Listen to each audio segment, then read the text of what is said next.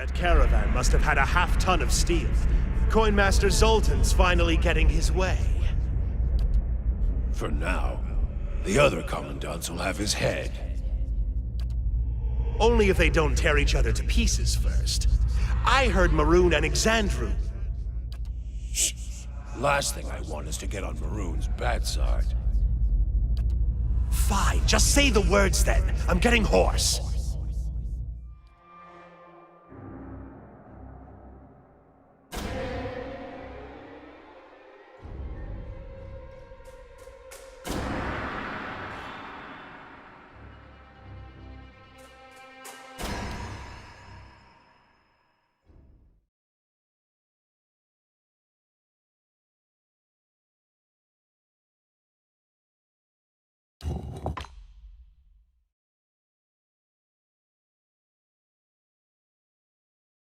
Village was a touch livelier when I saw it last.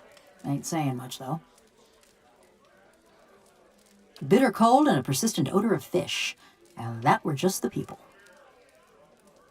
Anything's better than Galvino's workshop. You ain't heard the old buzzard sing. Anyway, what about you? We seen lots coming through, trying to crack the battery, but no watchers. The do-gooder of the Deerwood. You're a rare breed these days. But don't let me keep you from the sights and sounds of Stalwart. They're easy to miss.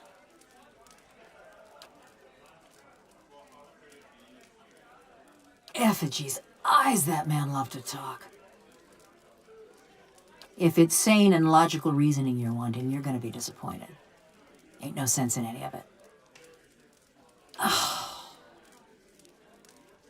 Mayhap you've heard of Coldmourne. Was a quiet, forgettable patch of the woods. Till a pack of rabid clodhoppers set it afire. That was the start of the purges. Deer Woodens killing their own.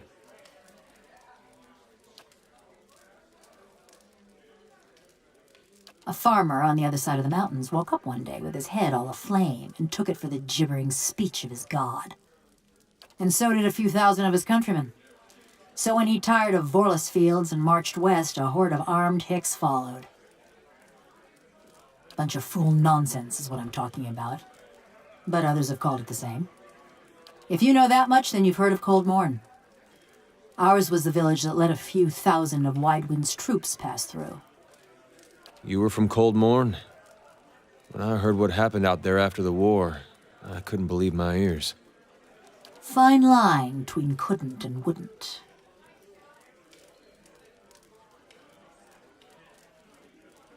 They had us clean beaten numbers. Even bumpkins like us figured that. Just look at Mercy Vale. They fought back, and now there ain't one stone standing atop another in the whole village. Besides, we asked the Duke for help. Told him Widewind's troops was coming through the mountains. Seems he had better uses for his soldiers. So we let Widewind's soldiers pass. Left him for the Duke to wrangle on his own terms. Was after the Godhammer made a fine grit out of Widewind, when Deerwoodens were running on rage and looking for something to burn. They came at dark, hundreds of folk. Every one of them mourning someone lost in the war. Must have decided it was our duty to escort their dead back to the wheel. They didn't light their torches till they had us surrounded. Time we saw them, there was a ring of fire closing around us. I woke, ran to the window. Whole village were a maze of flames. Couldn't see nothing for the smoke. And the screams. Most ran for the streets, got caught by the mob. Others hid, let their houses burn down around them. Hunting down the men and women what took part. Thought that much was clear. Well, we just gotta do our best with what time the gods give us, don't we? It were a mob that destroyed our village, but it was just one man that burned my family's house. Kept hoping I'd get to him as I was working my way through the rest of those maggots. No matter now, I suppose. Only kind to have with someone like him. Or me. No other way to feel about the man who flayed my living soul. Around about 13 years. Too long, you ask me. He'd spread butter on bread and claim he made something. Never been accused of modesty, that man. He managed to stuff my soul into this heap of bronze, true enough. Maybe that makes him a genius. Also makes him a son of a bitch. Every day, just kept putting it off. It's not like either of us was going anywhere. Looked after his tools, cleaned the workshop, swung the sledgehammer. Oh, and snatched up travelers for his soul tinkering. But don't you worry. They were all bad folk. Just so you know, you got a real professional working for you. Yeah, I've had enough of him too. Stalwart's great this time of year. Beareth spells in bloom for a good 5 days, and the mountain squall actually blows the fish stench away from town. Better than staying at Galvino's, anyway.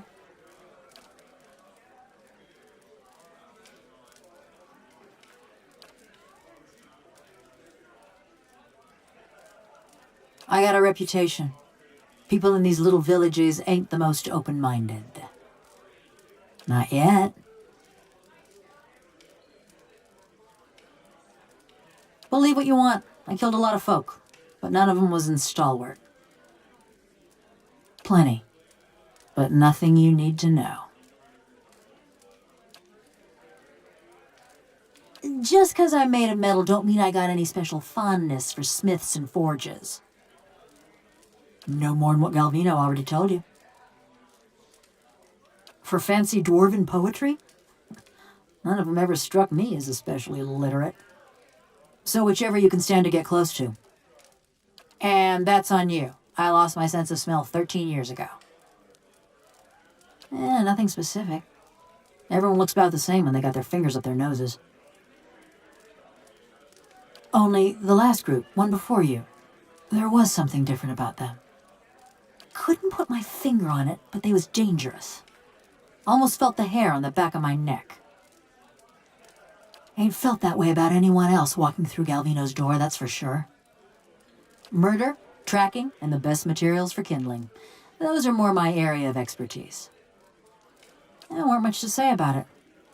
By my reckoning, that means it was pretty good. Ma was a trapper, taught me to set snares and dress game. Dad was a tinker. I never had his patience, but it were fun to watch him work. My brothers and sister, they was good folk too. Part of me's glad they ain't here to see me now.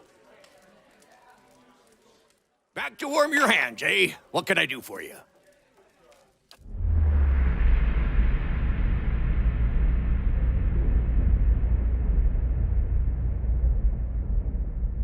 You got the look of someone with his teeth around a secret. My, but it's gotten warm in here. You all right? I won't serve you if you're already drunk, you know. Top quality bear pelts on every bed. You won't be disappointed. Something I can do for you? Halfrick's got me straightening the rooms, but I'll help you if I can.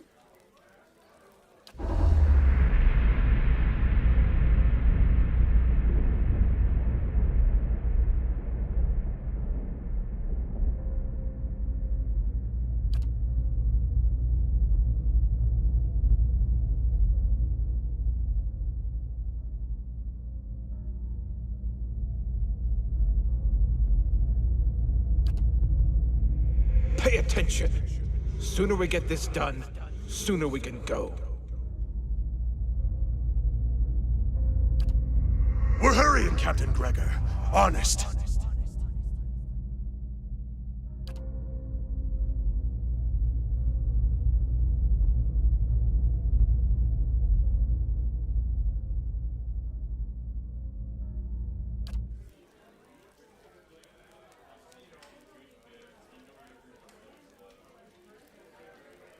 Sir? Excuse me, sir. You all right?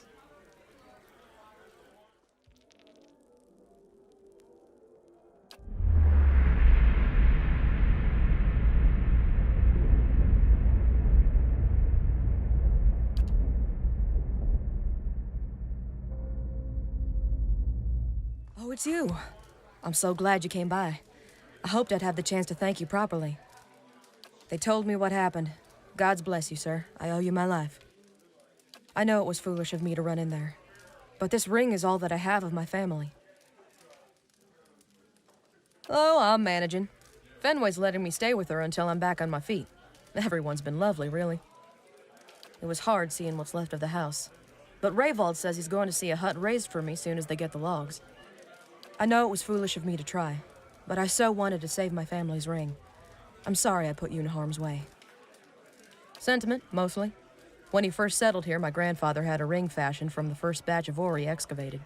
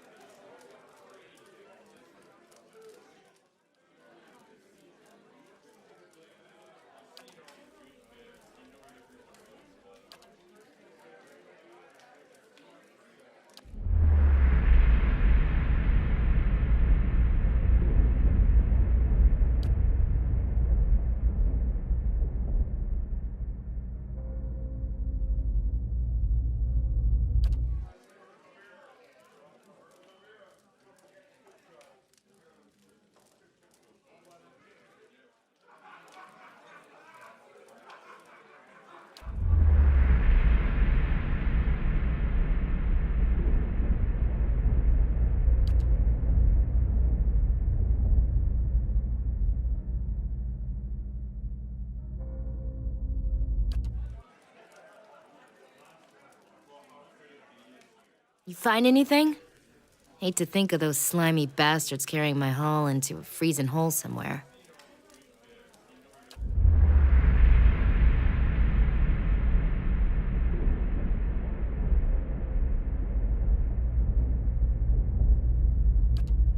That's the last of them. Check the rest of the supplies while I load these. You sure about the route? Not much choice. Snows have covered most of the other passes. This one gets just enough traffic to stay open.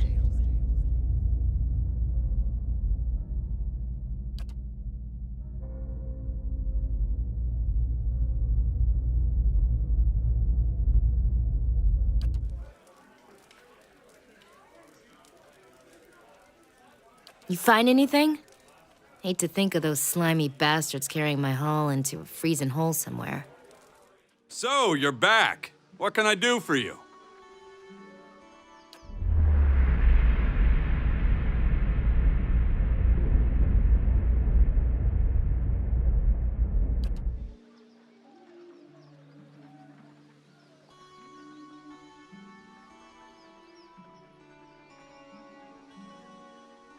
What? Did I spill something on myself?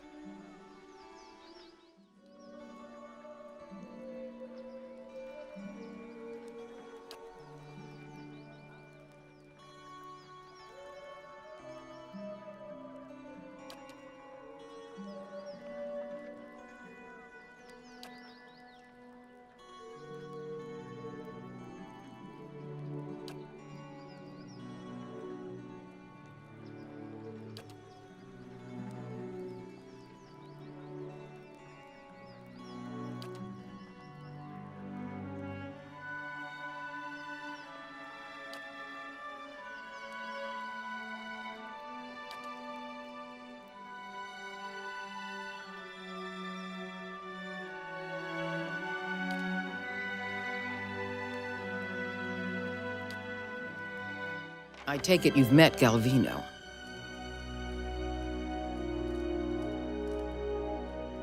Who? Sorry, I don't recall the name. Last expedition I met disappeared weeks ago.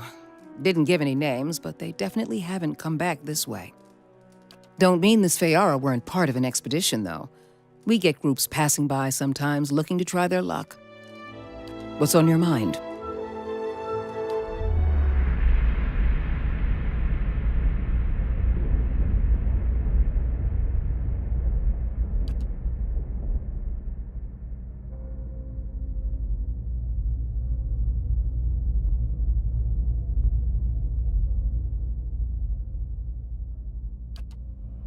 How much did the old snake pay you, Sinahiyot?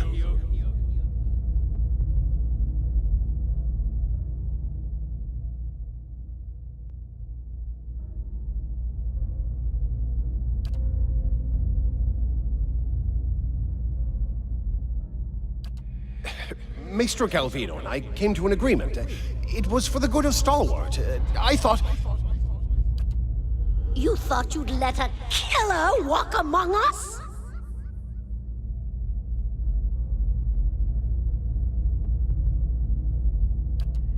Let's go.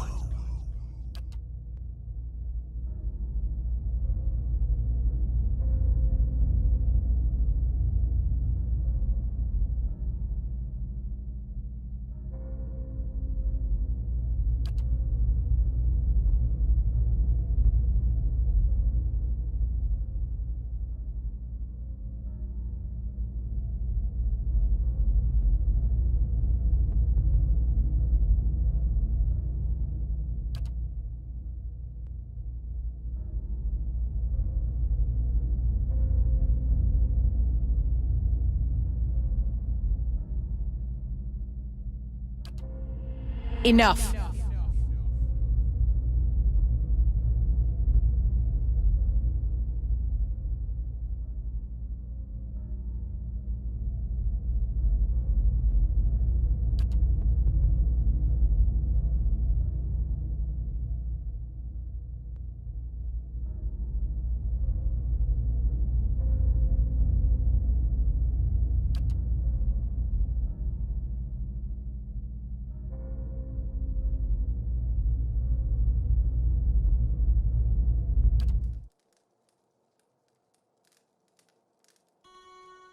What's on your mind?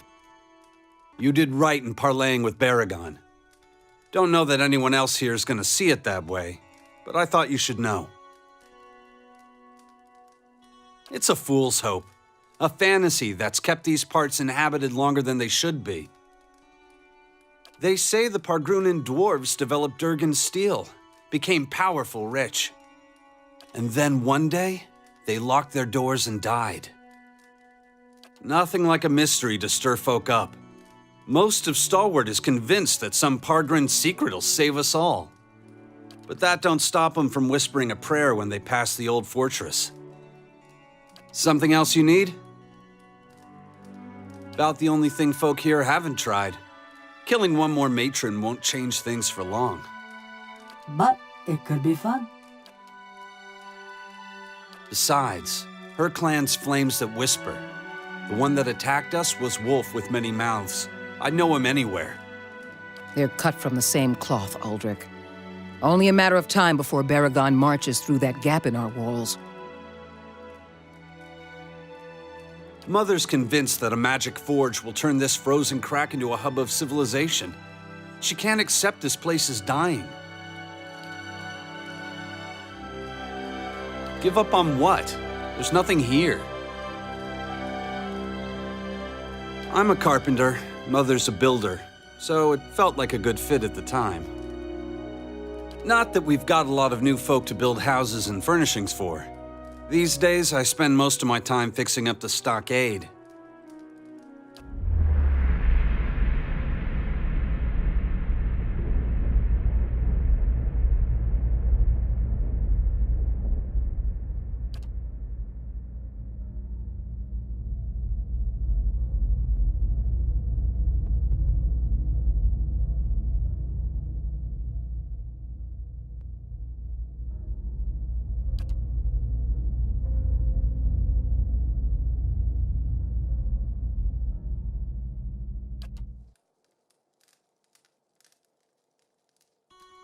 Got to speak up? My hearing ain't what it was.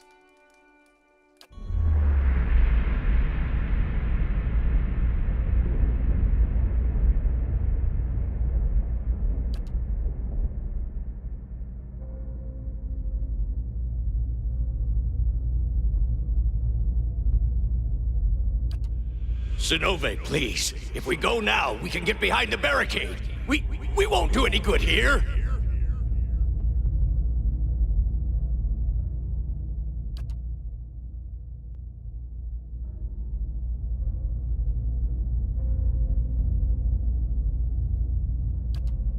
We're gonna go down fighting.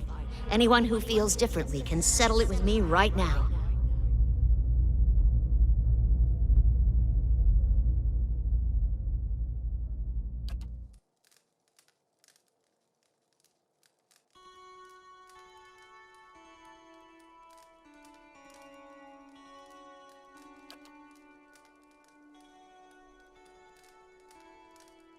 Didn't think there was anything more than lice and hoarfrost to these folk, but you had a look back there. What do you find when you're rooting around like that? Mayhap I'm looking for someone. Woodcutter by the name of Harmka. It sure does. He was one of them. The mob that destroyed Cold Morn. I tracked him to Stalwart years ago, but got caught before I could finish my business. This man, Harmka, I saw him outside my house the night it burned, staring into the flames the way I seen you stare into souls. I knew it were a fool's errand trying to hunt down every man and woman that carried a torch into Cold Morn, but if I knew I got the one responsible for my kin and my hearth, I might could rest easy. I took a good long look that night. Ours was a little place with a yellow door right on the edge of town. He was there. Besides, I asked around when I first got to Stalwart. Townsfolk said that all the woodcutters in town took part in the purge. Point of pride for them. I told you he was part of the mob. I spotted him watching my house when it burned. But when we find him, I want to know if he's the one responsible for my home, my parents, and my brothers and sister. I never thought I'd have the chance to know for sure. But you could look into his soul and find out. You being a watcher and all.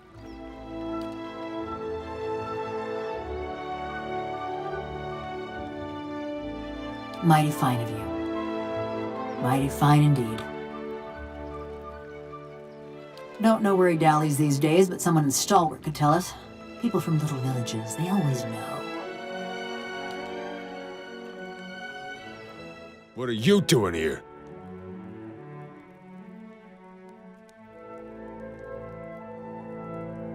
The woodcutter? If he's anywhere, he'll be working the stand of trees in the russet wood. Don't go as far as that frozen pond, mind you. Well, what are we waiting for? The only way to be free of revenge is to never pursue it. Turn the other way and never look back. Need something else?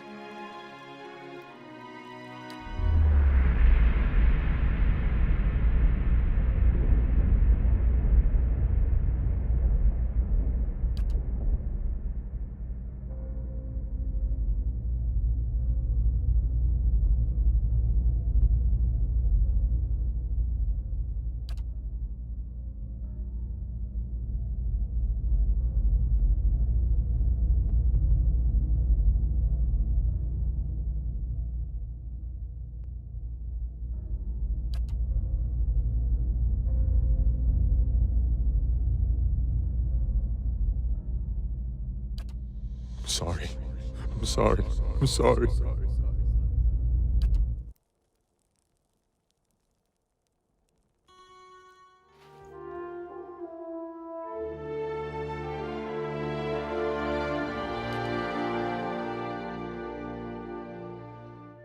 How goes?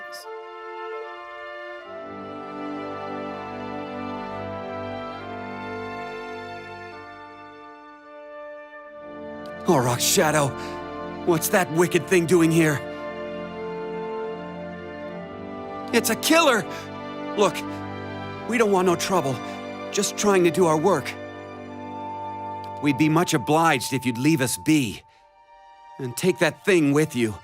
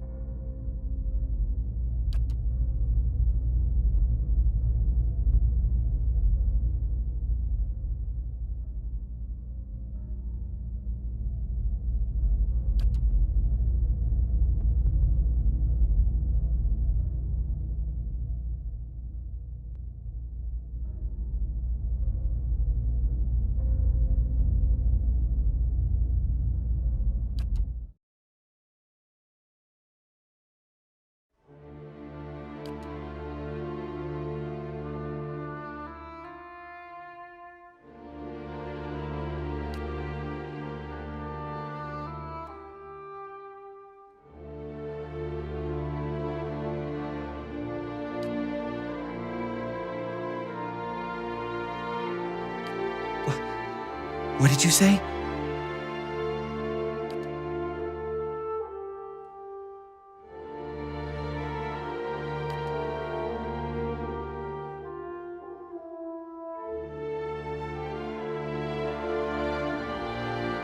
Almost 15 years I've been looking for him.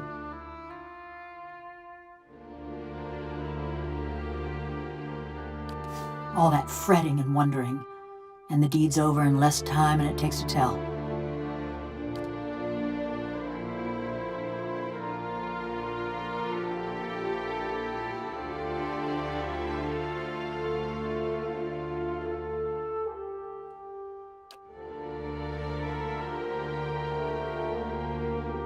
I killed a lot of folk in my time. Felt their blood slick in my hands, smelled their flesh as it burned. And I always used to imagine what it would be like to have Harmka under my knife, feeling his breath come hot and fast, smelling the fear ooze out of him. Couldn't feel a thing. His fading pulse weren't no more than a patter of rain to me. This body, it weren't made for feeling. Gouging my fingers into Harmka's wasting flesh, his screams just buzzing in my skull. All it did was remind me that this is a madman's fever dream. Like a prison, but no, because in a prison, you lay your head down and you feel the straw soft beneath you, your flesh prickling in the cold, black bread crumbling on your tongue.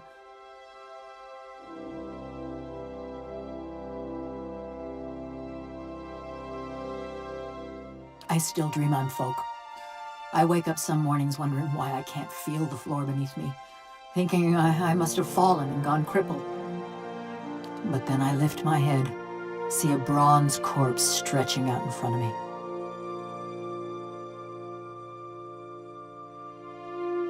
It's not pity I want, it's a choice. I dream too of what Galvino did that night. Those moments. I'd endure another cold morn if it'd spare me this fate. It was after I got caught in Stalwart.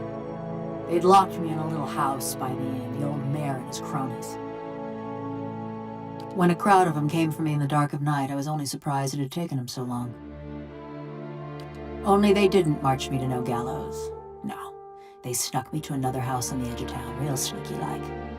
That's where I met Galvino. He was fiddling with some machinery in his workshop. Had his sleeves rolled up even though it was cold enough to see your breath. Never actually looked at me until he started fitting some copper helmet over my head. By that time, the mayor's goons had me trussed up good and tight. Galvino was having himself a grand time barking orders at that lot.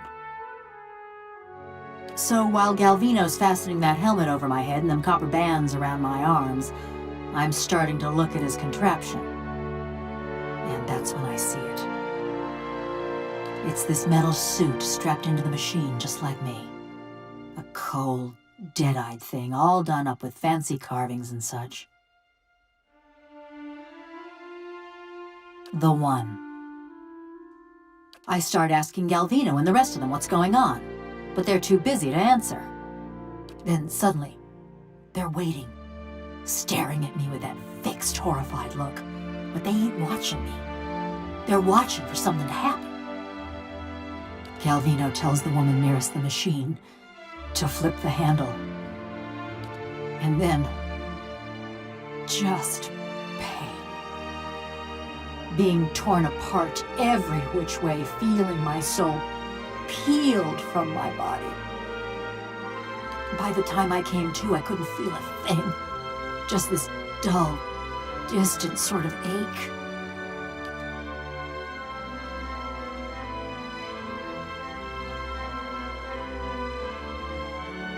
I think that was when I knew.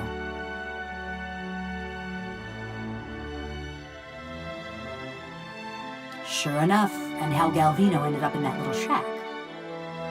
The rest of Stalwart didn't take kindly to having a killer in their midst, nor to seeing their mayor and the Ornery Valians strike a secret deal. They drove Galvino out, destroyed a fortune in machinery, and wrote a letter to the Academy in Salona, ruining what was left of his name. Still, he's lucky he didn't get a pelting. The old mare fled too, and Stalwart's been as snug and cheery as ever. You're better company than Galvino. Been a while since I were out in the world. Guess I'm keen on seeing more of it. Even if I'm stuck with a bleeding heart. Anyways, I've been wondering about that fortress.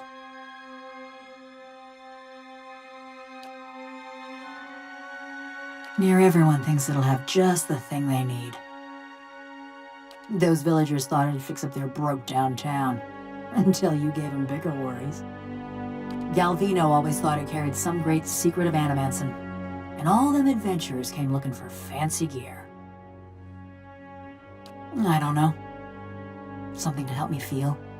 Or forget. Effigy's eyes, maybe just something new. I just figured, with those dwarves being expert smiths and all, maybe they had something to unmake me. Put me back into my body. You really think so, huh? Well, ain't like you to blast hot air.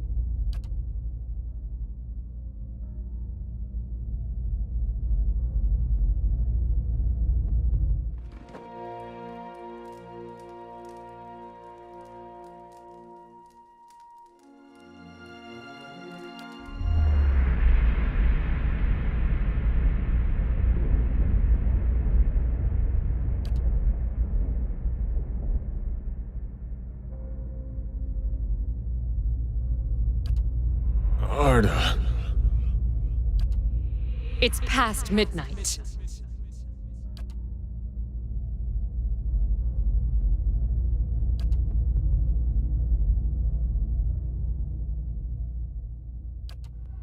Go! To raid Ceres, or Defiance Bay, or fucking Air Glonfoth, I don't care!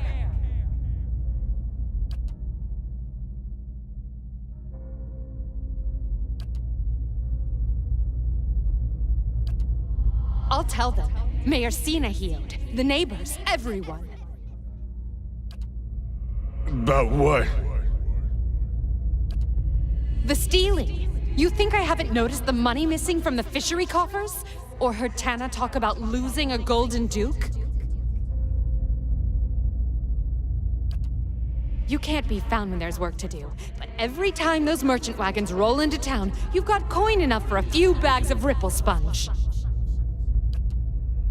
No, it's not. Stalwart tolerates your sponge habit, but they won't abide your thieving. You won't. I will.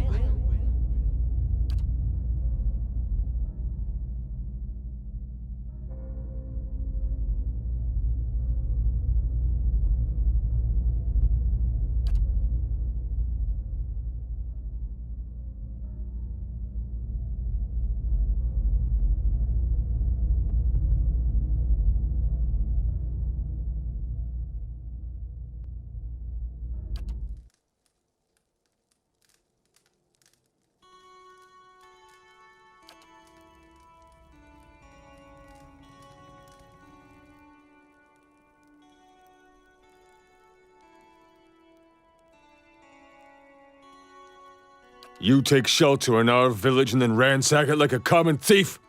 You'd better explain yourself.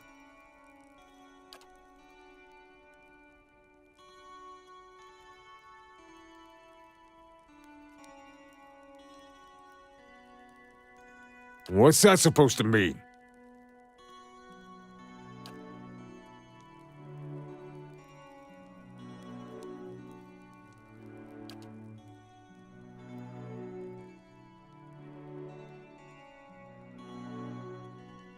It was an accident. I was a failure and a wretch then. But I never would have killed anyone. Least of all my own kin. I gave her body to the lake. But I kept her bracelet. To remember the cost of my own weakness.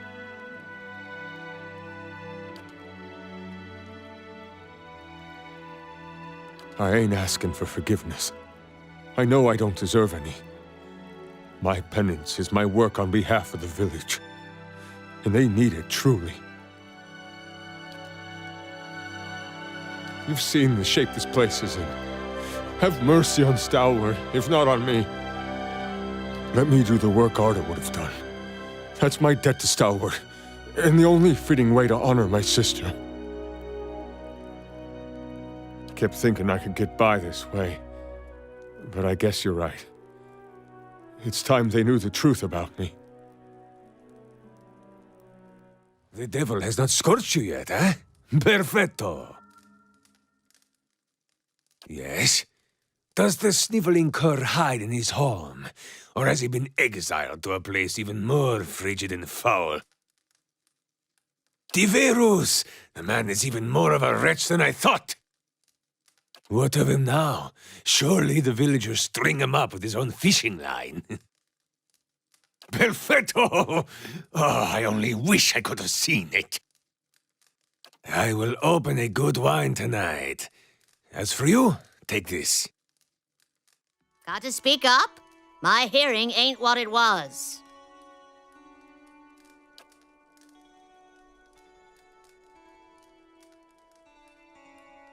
That name. It carries memories of death, war, fury, the taste of blood. What do you want with it?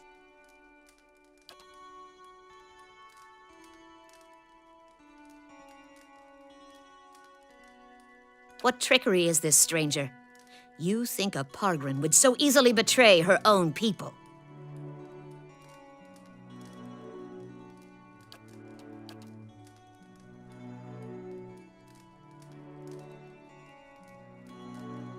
You speak like one who knows me. Then you're not one of Zoltan's visiting merchants or Exandru's foreign zealots. You're one of us.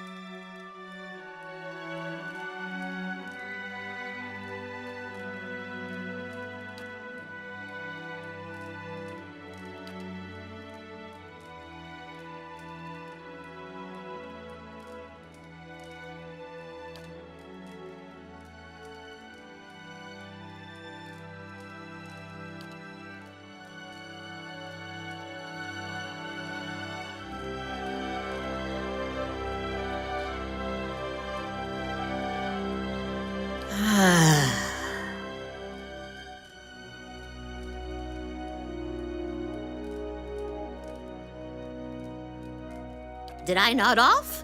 My, but I had the strangest dream.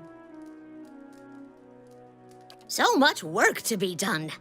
Pardon me, but I'd better check on those miners. At the rate they're going, it'll be another year before they clear that blazing shaft.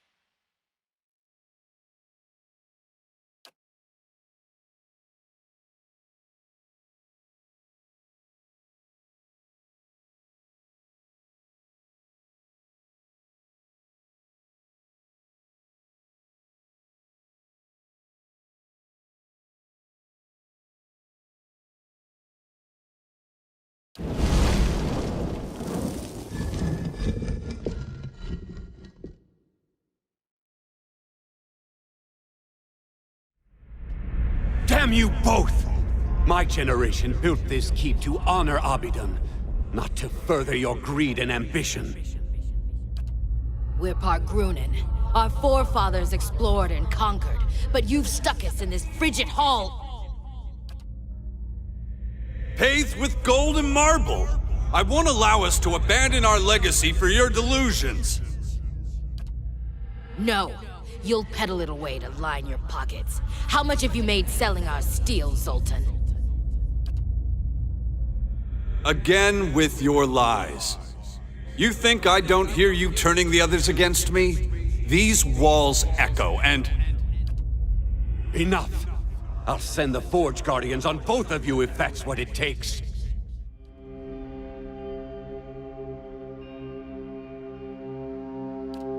Stop right there. You must be some merchant come to speak with Zoltan. I'd pick the lock, but I think she'll notice. Our illustrious coinmaster may let you plunder our armory, but I've got other ideas for dealing with your lot. Turn and go before I show you how an arms warden deals with trespassers. Pargrunin quarrels are no business of yours, outsider. I'm Maroon, proud Pargrunin arms warden of Durgan's Battery, and you're answering my questions now.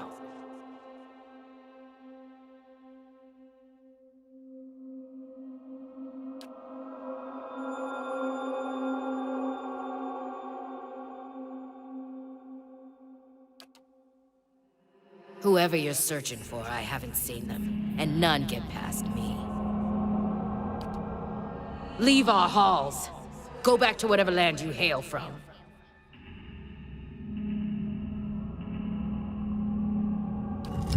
You waste your breath on hollow threats.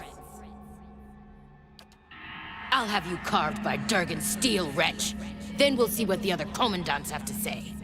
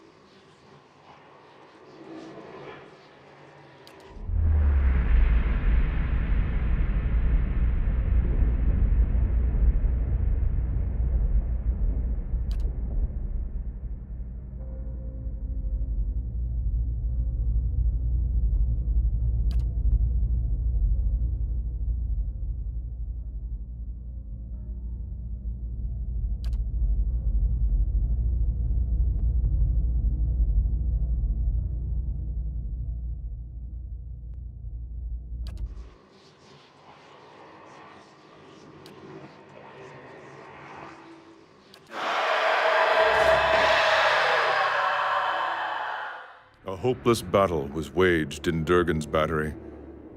They seemed to know that their deaths had come, yet many fought on. Their bravery was not enough in the end. They might have made great Nalpazga warriors, If only they had been born to Khan. I'll organize the troops to guard the stairs. We can hold them off for a while. Vazo's repairing the Guardians. Elune's preparing for the... You can't be serious about this. Let's just wait those monsters out. Abidun wouldn't let us... Abidun rewards earnest work, not begging and cowering. We must hurry.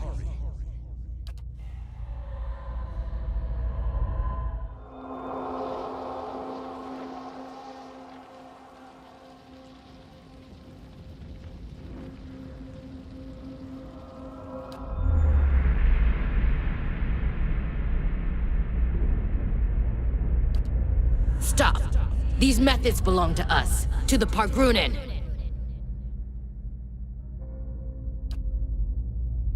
You would steal from us? From the... Abidun himself. You will regret your trespass.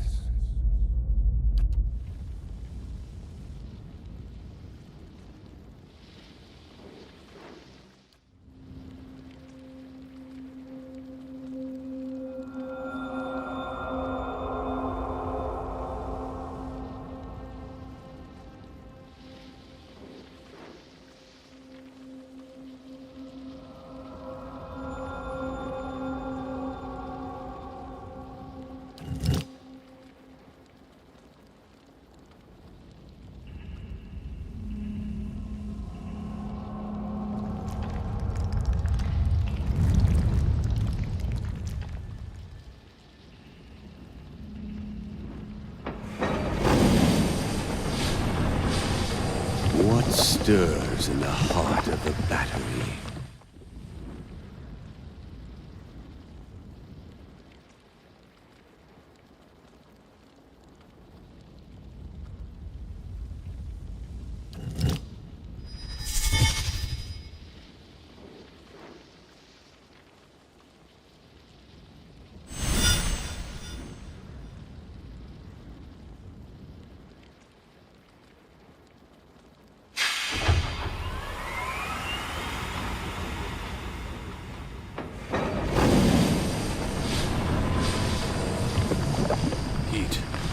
Tremors.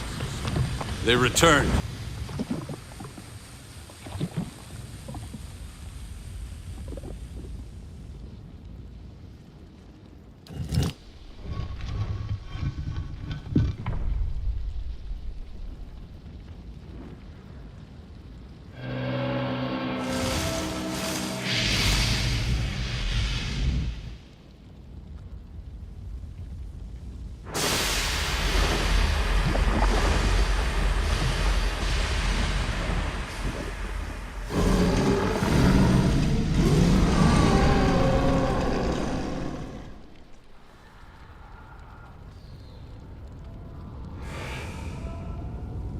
Remember yourselves, Pargrunen. Stop, Marauder! Our bodies are dust already. Must you profane holy ground with further violence? Did the height of our walls offend you? Did we cross your borders? Sail you weak steel? Tell us, why did you invade our fortress? No, that cannot be. Abidun wouldn't allow it.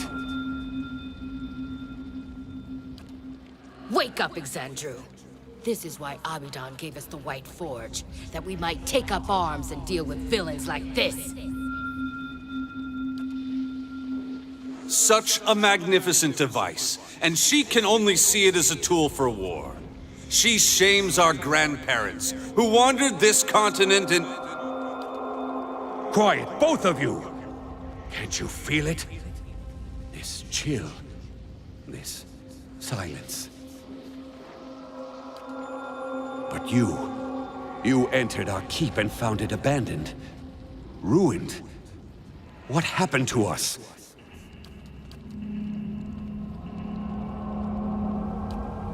We fought, yes, but only with words, ideas.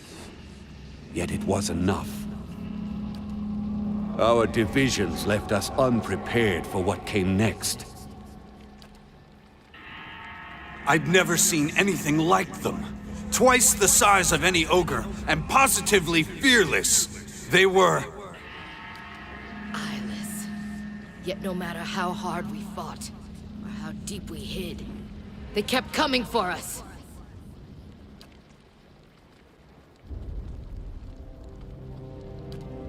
We should have taken our steel and pushed east. What's to say they didn't come from the east? From the lands Maroon so coveted? It was a punishment for taking this gift of Abydon, the White Forge, and squandering it on our greed and vanity.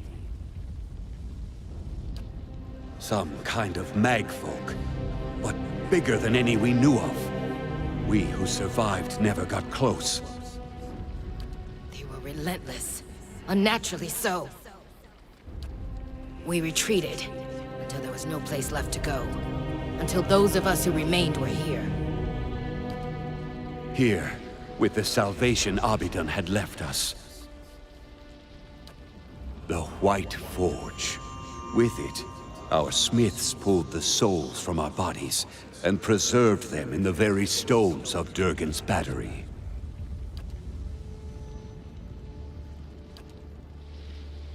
It was agony. Feeling your soul ripped from your flesh. Feeling every part of you torn asunder. But it saved us. Imprisoned us. It was Abydon's grace. Now, we inhabit the monument our people built to the White Forge. Its fires have been blessed by Abydon.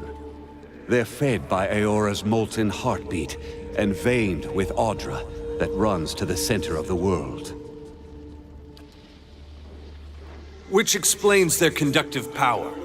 See, these Audra veins allowed us to siphon essence into steel as we shaped it. And that essence, the extraordinary heat of the forge, and our smith's skill is what made Durgan steel so remarkable. The White Forge belongs to Abydon, of course. It is here that he built his own body.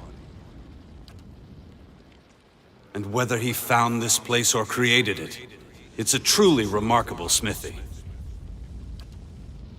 We Pargrunin are wanderers by nature. But it was Abydon's call that led our forefathers here after generations spent along the Pearl Coast and Air Glonfath. So the old stories say. Then again, I can't see any other reason our grandfathers would have stayed here when greener lands lay east. Stuck here, you mean? With all the others who sought to escape the Eyeless. Had we thought longer on the fate that awaited us, we might have chosen a quick death to this slow agony. Blasphemy! There's no greater honor than remaining here, watching over the White Forge. I only wish we could protect this humble monument better. Or do something. Anything. We were once among the greatest smiths in the known world. Tell me, do Kith still speak of us? That is good to know. It's only a shame that this legacy is nothing but a memory. Is this why you braved the restless souls of Durgan's battery? To recover the process of Durgan's steel?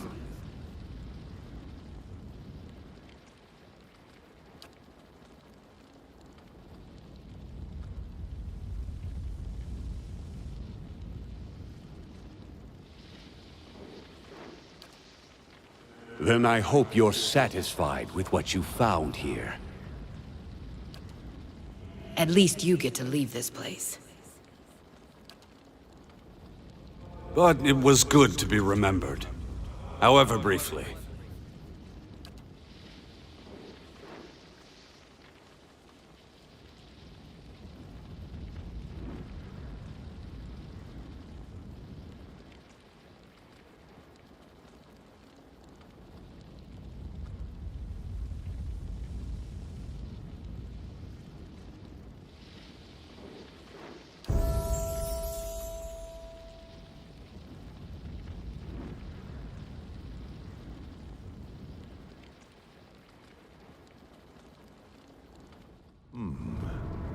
So the dwarves of Durgan's Battery did not destroy themselves after all. They fell to invaders. We have discovered things thought to be lost.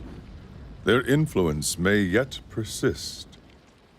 But we have seen no invaders, and the battery was shut. Did they come only to destroy the dwarves, and then leave? By the time you stepped out of Durgan's Battery and into the new snow outside, word had already spread of strange lights rising from the fortress and energy crackling in the sky. The survivors of Stalwart flocked to Durgan's Battery, their steps hastened by the promise of peace and prosperity at last. They mended their walls, gathered their strength, and prepared their town for the new opportunities that were sure to come. And with the voices of Durgan's Battery silent at last, none heard the distant groan of something stirring among the peaks, as massive and relentless as an avalanche. Been 200 years since folks set foot in Durgan's Battery. Now you've cracked the place wide open, and with quite the display. Thanks to your help, we just might pull through. You've done a lot.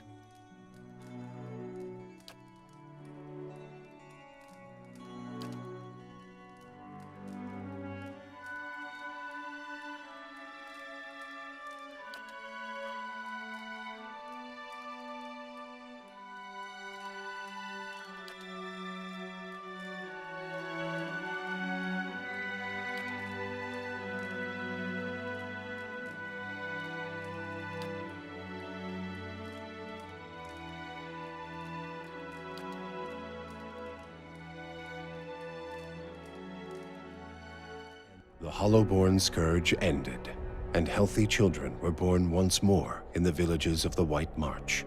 Yet this new generation displayed an uncanny vigor and a hunger for exploration. In time, they would push across the White March, establishing new towns and restoring forgotten settlements. What had once been a region in decline became a thriving frontier, known for its famous artisans and explorers. With her newfound energy, Tana oversaw the restoration of Stalwart's mines faster than any could have expected. As word spread about Durgan's Battery, artisans and smiths came to rely on the village's steady supply of ore. Their coin paved wide roads, built sturdy walls, and renewed hope for the people of Stalwart. Despite the discovery of the White Forge, the Watcher's visit to Stalwart was long hailed as an ill omen. Few could talk about the path blazed through Durgan's Battery without a whispered prayer for the dead left in the Watcher's wake. Harmka's death had brought the Devil of Carrick little satisfaction. In time, her taste for vengeance soured. What replaced it was a hunger to feel something, anything, new. Summer had thinned the snowpack twice over when she felt the joint at her elbow first begin to stiffen. She turned her back on the hopes of animancy and civilization and walked east. She pushed through the mountains, past Raid Saris, and into the broad plains of Ishamiddle. She had forgotten what it was like to simply journey, no goal or destination in mind. Though she felt nothing more than the steady thump of her feet on the road, the endless horizons and grassy meadows were new to her. She measured her time in the gradual rusting of her body and was satisfied. Her movements slowed, but so did the world around her. Waist-high grasses undulated and tacked in the wind, as gradual as the tides. Sparrows and blackjays made steady pilgrimages across the sky, each flap of their wings a solemn salute. She could hardly move when she found something she had never seen before, the ocean. With the last of her strength, she pulled herself beneath the water, content at last to feel the movement of currents and the constant caress of the waves. Zawa came to peace with the loss of his master's knowledge and decided instead to start anew. He traveled back to Coldflow Lake, where the Monastery of the Thousand Dreams remained empty. There, he founded a new order with a new philosophy based upon his own experiences and unusual beliefs. Would-be disciples traveled great distances to learn from the old master, and in time, they took disciples of their own.